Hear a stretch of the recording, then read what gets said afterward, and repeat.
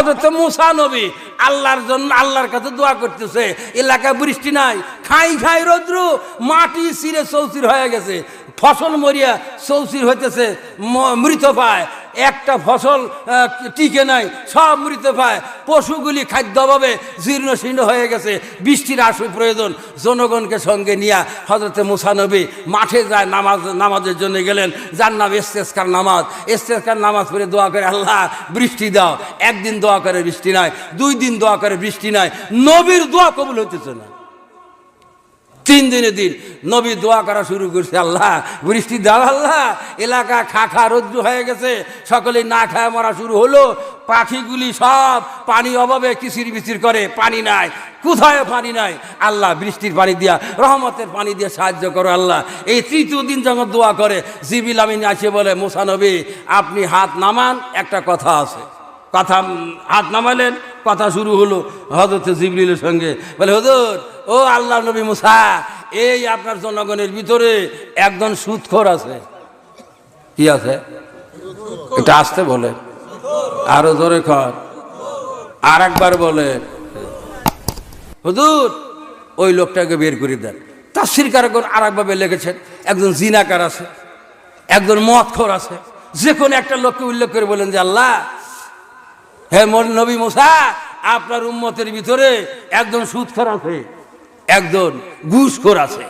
আর যারা সুদ খায়, এই সুদ খাওয়া লোকের, বুঝছেন, যে সুদ খাওয়া লোক যারা সুদ খায়, এদের ব্যবসার টাকায় এর পেট ভরে না, এর নার জোড়ায় না। যারা সুদ খাওয়া অভ্যেস আছে, যারা ঘুষ খায়, এদের বেতনে তার পেট ঠান্ডা হয় না, ওর ঘুষ ওর খাওয়াই লাগবে। আমাদের সম্মানিত মেহমান আমার ভাতিজা সেলিম রিজা স্বপন আগমন করেছেন, একটু মহব্বতে তাকবীর দেন, লিল্লাহে তাকবীর। আমাদের মেহমান তো বলেন লিল্লাহে তাকবীর। আল্লাহ আমার ভাতিজাকে নেক হায়াত দারাজ করে, আমরা সকলেই বলি আল্লাহুম্মা আমিন। তো বলতেছিলাম, যে কোনো একজন অপরাধীর নাম হযরত মুসা নবীর কাছে জিবরিল আমিন উল্লেখ করলেন, হুজুর ওই লোকটাকে বের করে দেন। মুসা নবী বলে যে, আল্লাহ, ও আল্লাহ, আমি তো আলেমুল গায়ব নয়, আল্লাহ নবী সুদূর, আল্লাহ তুই মানুষের দিলের খবর জানো। আল্লাহ এই মাহফিলের ভিতরে, আমার জনগণের ভিতরে কোন লোকটা সুদখোর, আমি তো তার সম্বন্ধে জানি না, তুমি একটু নামটা বলে দাও, নামটা বলে দাও, দেখো আমি কি করি। আল্লাহ বলেন, মুসা নবী, ও মুসা, আমার এক নাম হলো সাত্তার। সাত্তার শব্দের অর্থ হলো আমি গোপনকারী। ওই বান্দার গুনাহ আমি জানি, আমি আল্লাহ গোপন করে রাখছি। যদি বলে দেই, তুমি তো এখনই ঘাস ভিতরে বাইর করে দিবে, সকলেই জানবে যে এই লোকটা সুদখোর ছিল। কথা বলে ঠিক দেবে ঠিক। এবারে মুসা নবী ডাক দিয়ে বলে, আল্লাহ তুমি নামটা বলো, দেখো আমি তার কি অবস্থা করি। আল্লাহ বলেন, নাম বলা হবে না, নাম বলা হবে না, আমি আল্লাহ সাত্তার, আমি মানুষের গুনাহ গোপন রাখি।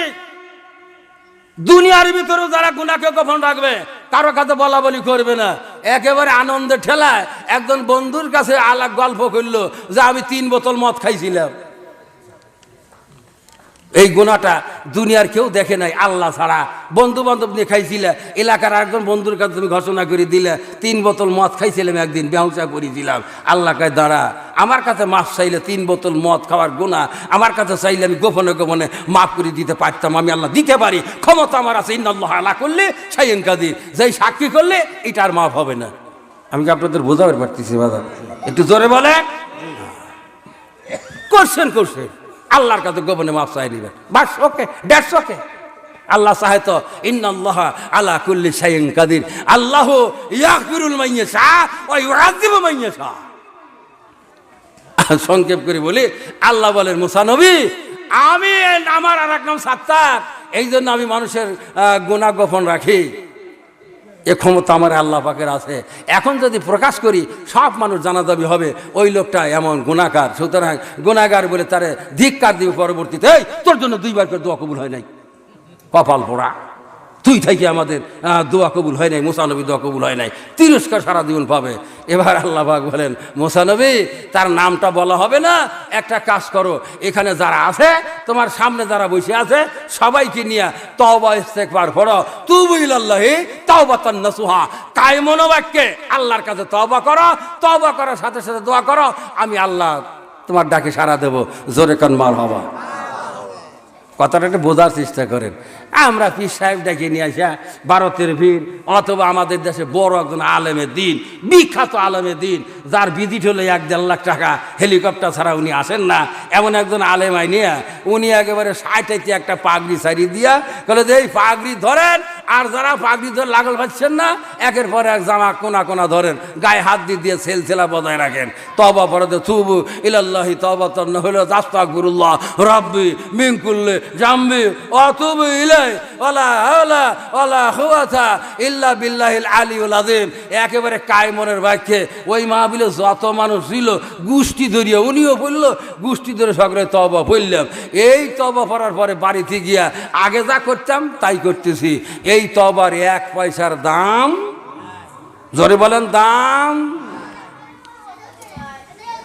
এখন বোঝেন, এখন বোঝেন, এখন বোঝেন কেমনে তওবা পড়ব। তুবু ইলাল্লাহি তাওবাতান নাসুহা,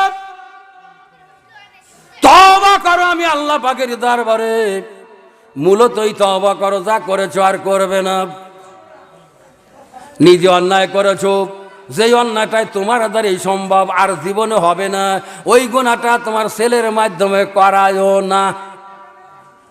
আর তুমি যা করেছো তুবু ইলাল্লাহি তাওবাতান নাসুহা, ওটা পরিশোধ করো, ওটা ব্যাক করো, ওর ব্যাপারে হুঁশিয়ার হও, সংকেত হও। তা যদি না হও তোমার কবরে তুমি যাবে, আমার কবরে আমি যাব, মুরব্বীর কবরে মুরব্বী যাবে, ছেলের কবরে ছেলে যাবে, মা বোনদের যার যার কবরে শেষে যাবে, কারো কবরে কেউ কিন্তু যাবে না। শোনো, মানা না মানা তোমার ব্যাপার।